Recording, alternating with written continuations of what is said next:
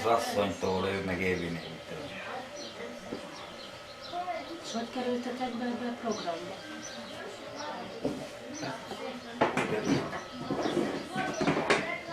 Volt valami kiválasztás, hogy eldöntötte valaki, válogattok a családok közül, hogy akkor majd ez és ez, vagy szólt nektek valaki, hogy gondoltunk rátok, és akkor... Hát nekünk Évi néni szólt, de én már benne voltam egyszer a programba velük, a Kecskés programba, úgyhogy szerintem innen.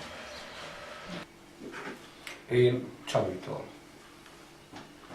Évától, tőled, Hogyan kerültetek be a programba? ti ajánlottatok minket, amit nagyon szépen köszönünk.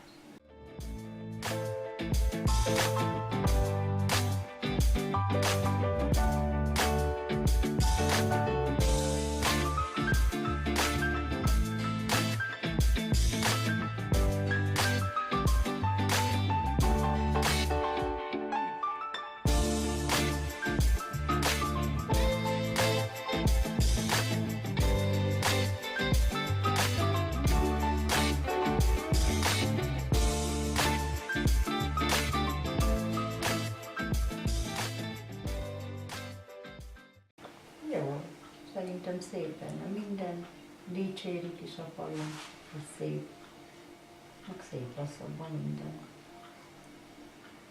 Kapáljuk, gyomláljuk, és akkor terem benne minden szépen.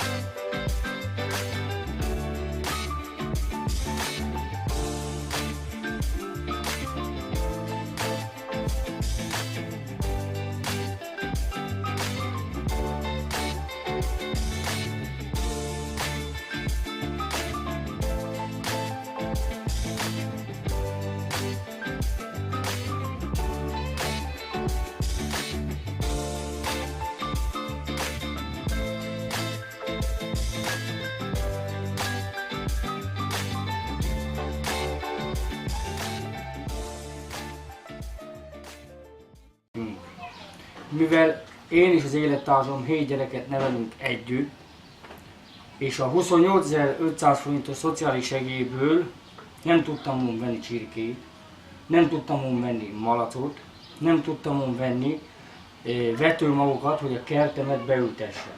És ez a program egy jó nagy és szép lehetőséget megkínált, hogy tudjunk enni a gyerekeimmel nap mint nap, ha jó lesz a termésünk.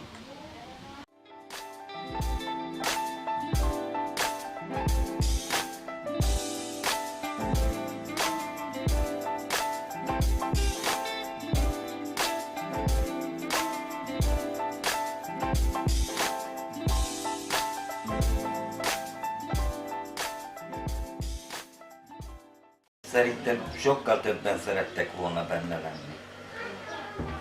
Tehát most ennyit engedett, gondolom én, a költségvetés. Hallani, hogy nagyon sokan beléptek volna, sőt, hogyha még jövőre indulna, akkor még lennének emberek, akik szeretnének jönni bele. Tehát nagyon jó.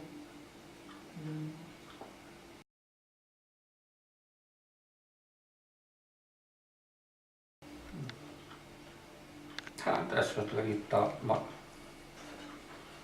malacoknál gondolom, hogyha lehetne, akkor több pénzt a tápra, mert azért, ha csirkét meg a malacot eteti az ember, az kevés. Úgyhogy az a 10 000 forint, amit adtok, az végül is a malacnak elég, de a csirkék meg az kevés. Tehát így is külön kell még saját pénzből venni, hogy etesd a csirkét.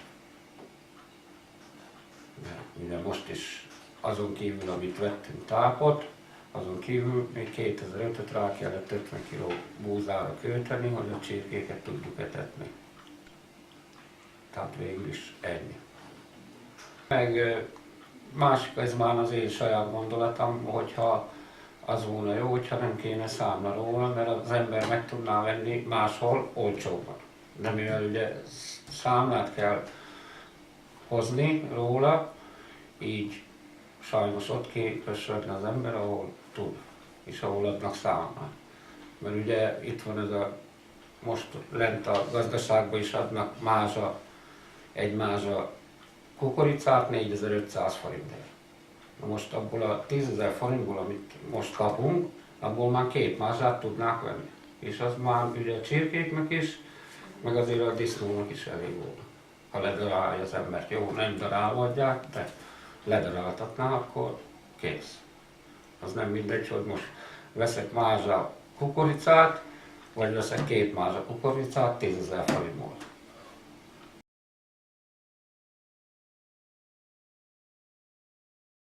Szeretnénk, mert így mondom, ezzel, hogyha ugye a kaját lehet, tehát azt a pénzt, amit a kajára ráfordítani az ember, emelni, de én meg hallottam már ott is, aki ugye mondjuk ebben az állatprogramban van benne, mint én is, hogy lehet, hogy jövőre már ők nem vállalják.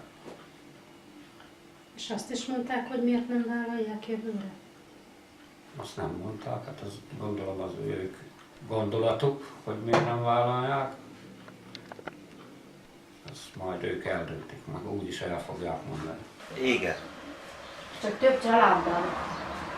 Szóval több családot belevonni ebbe az egészbe. Ja, nem volt hülyeség szerintem. Mindenki haladjon előre. Jó, ez így most ennyivel előrébb leszünk már ősztől, ugye megnőnek a csirkék, itt lesz, ha lesz kismalac, lesz kismalac, az is valami pénzszerzési lehetőség.